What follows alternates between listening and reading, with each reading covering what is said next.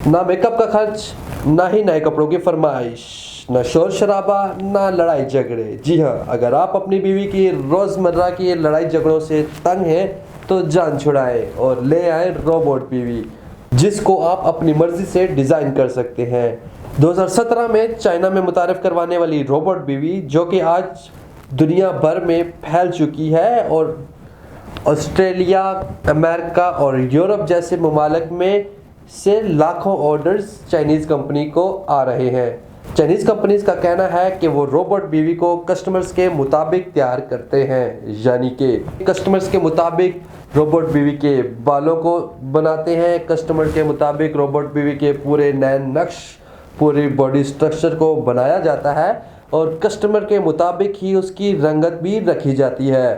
Robot बीवी रक्स और गाने में माहिर होने के अलावा मौजूदा हालात पर भी गुफ्तगू कर सकती है। ये रोबोट बीवी ना तो खाने की हाजत रखती है और ना ही किसी किस्म की फरमाइश की हाजत रखती है। अगर आप इस रोबोट बीवी को किसी पार्क पर लेकर जाना चाहते हैं तो आप इसको उठाकर गाड़ी में रखेंगे और किसी भी पार्क में लेके जाएंगे।